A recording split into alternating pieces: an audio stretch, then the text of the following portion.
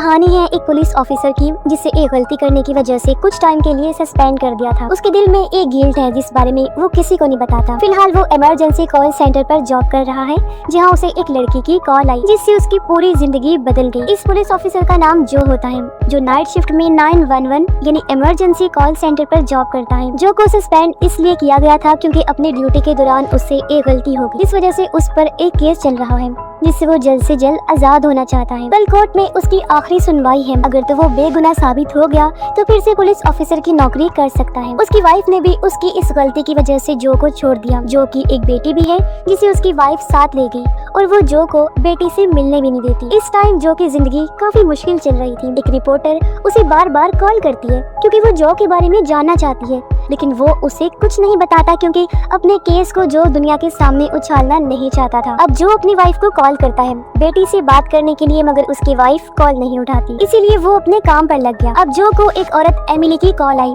जिसके बात करने का तरीका काफी अजीब था। वो ऐसे बात कर रही थी जैसे जो उसका बेटा है। अब पहले तो उसे समझ नहीं आई, लेकिन फिर उसने इस बात को नजरअंदाज कर दिया क्योंकि वो इस तरह की कॉल्स का आदी हो चुका है। अक्सर लोग मजाक करने के लिए ऐसी कॉल्स कर देते थे। फिर जो ने एक बात नोटिस की कि औरत की आवाज से लग रहा है जैसे वो काफी दुखी है। वो फोन रखने ही वाला था कि तभी उसे पीछे से किसी आदमी की आवाज आई जो एमिली को फोन बंद करने के लिए कहता है। इसे जो को लगा कि एमिली को किडनैप किया गया है। वो उसे पूछता भी है कि क्या तुम्हें अगवा किया गया है, जिस पर एमिली हाँ में जवाब देती है। तब जो उसे कहता है अच्छा मेरी बात सुनो, मैं तुमसे जो भी पूछूं उसका हाँ या ना में जवाब देना। उसने एमिली से बहुत सारे सवाल पूछे जिससे उसे अंदाजा हो गया कि उसे किसी अपने ने ही अगवा किया है और अब उसे एमिली को बचाना है। जो उसका नंबर ट्रेस करके उसकी लोकेशन देखता है। उसे पता चला कि किडनैपर यानी अगवा करने वाला उसे व्हाइट वैन में एक हाईवे से शहर से बाहर ले जा रहा है। वो एमिली की कॉल को होल्ड पर लगाकर पुलिस की पेट्रोलिंग टीम को कॉल करता है और एमिली के बारे में सब कुछ बता देता है। तभी उसकी वाइफ की कॉल आने लगी, लेकिन उसने रिसीव नहीं की क्योंकि अभी उसे किसी भी हाल में एमिली को बचाना है। उसने फिर एमिली से बहुत सारे सवाल किए, लेकिन अब की बार एमिली के मुंह से एक ऐसा लफ्ज निकल गया जिससे किडनैपर को पता चल जाता है कि इसने अपने बेटे को नहीं बल्कि किसी और को कॉल की है। अब कॉल बंद होने से पहले जो उसे कहता है कि अगली बार जब भी तुम 911 पर कॉल करो तो कहना कि मुझे जो से बात करनी है, ताकि तुम्हें किसी और ऑफिसर को फिर अपनी सारी डिटेल ना बतानी पड़े। और तब एमिली फोन काट देती है। अब हालांकि इधर जो का काम पूरा हो गया था, लेकिन उसे अभी भी एमिली की फिक्र हो रही थी। वो बार बार उसकी लोकेशन देख रहा होता है। साथ ही वो पुलिस ऑफिसर्स जो हाईवे पर पेट्रोलिंग कर रहे थे उन्हें भी सफेद वैन मिल जाती है, लेकिन ये वैन गलत थी। एमिली इसमें नहीं होती। जाहिर है हाईवे पर और भी बहुत सारी सफेद कलर की वैन्स गुजर रही थी और अगर इन्हें एमिली को ढूंढना है तो वैन का नंबर इन्हें मालूम होना चाहिए। इस बात से जो को बहुत बुरा लगा क्योंकि वो एमिली को बचाना चाहता है। उसके पास क्योंकि एमिली का नंबर आ चुका था तो वो एमिली की सारी डिटेल्स निकालता है, उसके घर का नंबर भी, जिस पर जो कॉल करता है।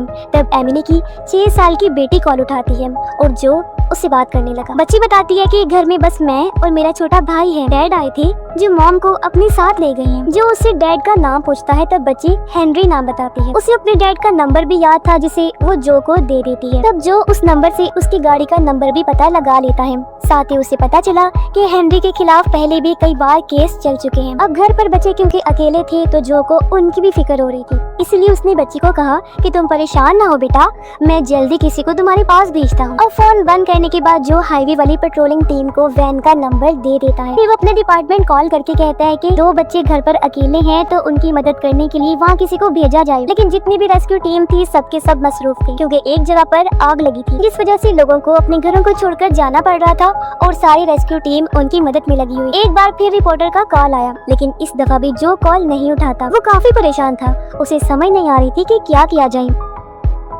वो दूसरे रूम में चला गया जहाँ से वो अपने दोस्त सार्जेंट को कॉल करता है। कहने लगा कि मैं चाहता हूँ कि तुम एक टीम बनाकर एमिली के घर भेजो क्योंकि उसके बच्चे अकेले हैं, और एक दूसरी टीम बनाकर उन्हें हेनरी के घर भेजो जहाँ वो एमिली को ले जाने वाला है। इस पर सार्जेंट उसे समझाता है कि ये गैर कानूनी है और हम छुप छुपा के ऐसे नहीं कर सकते, और कल तुम्हारी सुनवाई भी है। अगर फिर से तुमने कोई उल्टी सीधी हरकत कर दी तो तुम्हारा केस एक बार फिर तुम्हारे खिलाफ हो जाएगा। जो उसे कहते हैं वैसे भी मेरी शिफ्ट खत्म होने वाली है, मैं 10 मिनट में यहाँ से से निकल रहा हूँ। इतना बोलकर उसने फोन रख दिया।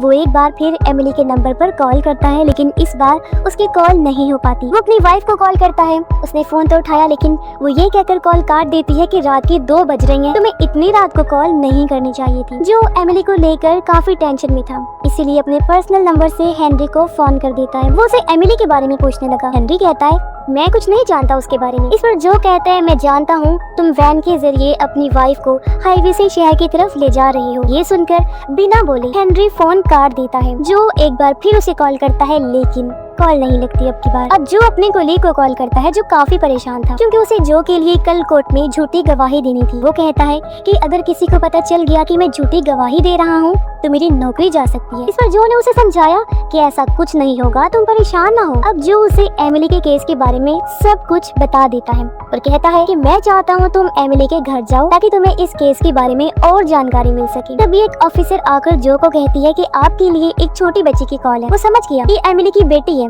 इसलिए वो जल्दी से बात करता है। बच्ची बताती है कि घर के बाहर कोई है जो डोर बेल बजा रहा है। जो बताता है कि हाँ बेटा, वो एक पुलिस टीम है जिसे मैंने ही भेजा है, तुम खोल दो दरवाजा। बच्ची ने ऐसा ही किया। तो पुलिस टीम अंदर आकर जो को बताती है कि बच्ची के कपड़ों पर खून लगा हुआ है, लेकिन ये उसका खून नहीं है बल्कि उसके भाई का है, जो बहुत ही छोटा था, लेकिन किसी ने चाकू से उस पर वार किया और बच्चे की मौत हो गई है। असल में बच्ची ने पहले जो को ये बताया था कि मेरा भाई सो रहा है। उसका भाई दरअसल उस टाइम सो नहीं रहा था, बल्कि वो तो मरा हुआ था। ये सुनकर जो काफी परेशान हो जाता है। वो एक बार फिर एमिली को कॉल करता है। इस बार कॉल लग भी जाती है। जो ने पूछा कि इस टाइम हेनरी क्या कर रहा है और तुम कहाँ बैठी हो। एमिली बताती है वो गाड़ी चला रहा है और मैं उसकी साथ वाली सीट पर बैठी हूँ। जो ने पूछा अच्छा बताओ क्या उसने सीट बेल्ट बांधी हुई है। एमिली कहती है नहीं। जो ने कहा अच्छा सबसे पहले तुम सीट बेल्ट बांधो, फिर हैंड ब्रेक को खींच देना। एमिली ने ऐसा ही किया, लेकिन वैन नहीं पलटी। इससे हेनरी को गुस्सा आ गया और वो एमिली को वैन की पिछली सीट पर भेज देता है। अब फिर से वो जो से बात करने लगी। जो कहता है क्या तुम्हारे आसपास कोई भारी चीज है। एमिली ने बताया कि हाँ, यहाँ एक ईंट पड़ी हुई है। वो कहता है कि जब भी हेनरी तुम्हारी करीब आए तो ईंट से उसके सर पर वार करना, क्योंकि वो इसी लायक है। एमिली कहती है आखिर हेनरी इतने गुस्से में है क्यों। मैंने तो बस अपने बेटे के पेट से सांप निकाले थे, जिसके बाद वो चुप हो गया। जो को कुछ समझ नहीं आती, वो काफी हैरान रह गया। एमिली से कहता है मुझे सारी बात खुलकर बताओ। तब एमिली कहती है मेरा बेटा सुबह से रो रहा था, उसके पेट में दर्द हो रही थी।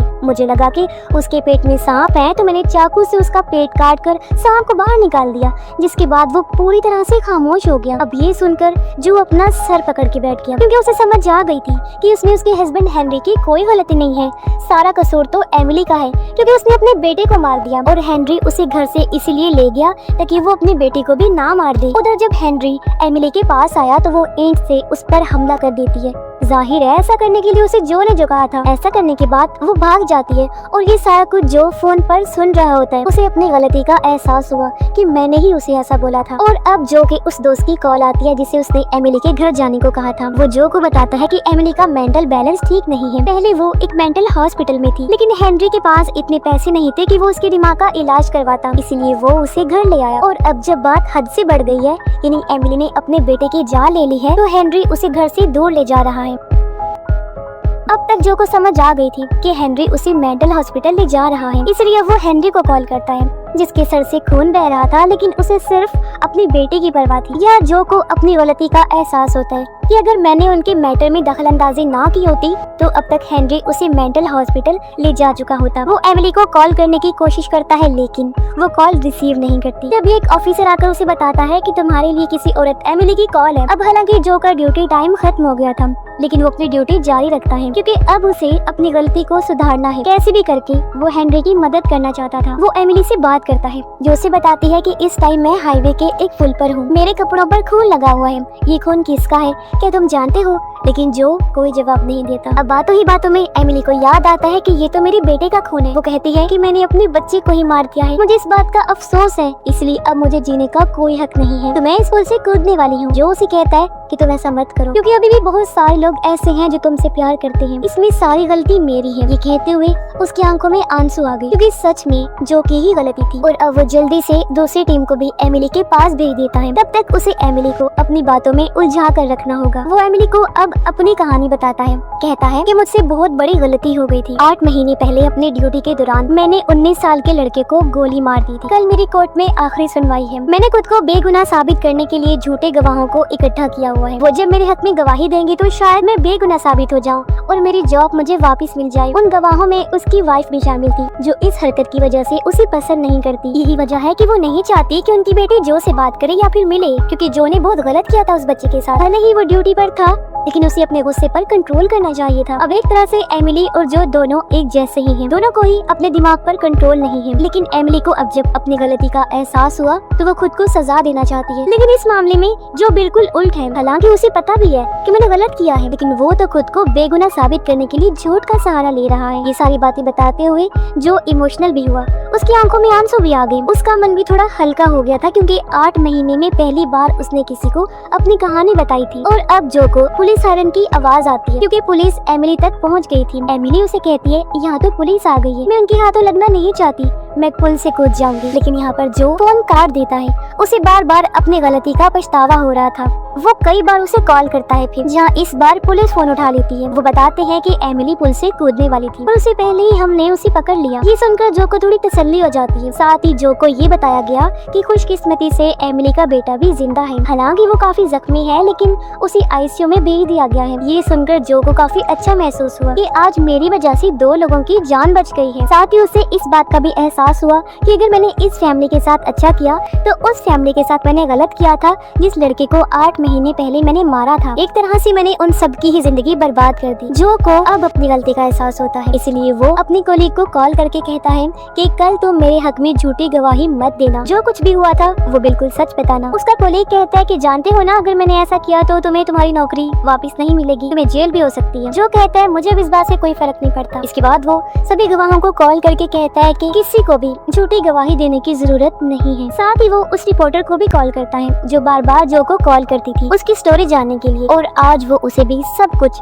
सच सच बता देता है। अब अगले दिन जब कोर्ट में उसकी सुनवाई थी तो जाहिर है फैसला उसके खिलाफ आता है। उसे सजा हो जाती है, लेकिन उसके दिल से अब गिल्ट पूरी तरह निकल गया था। वो खुश है। उसके दिल में एक तसल्ली है कि मैंने आज सच का सहारा लिया। और इसी के साथ ही इस फिल्म की कहानी यहीं पर खत्म हो जाती है।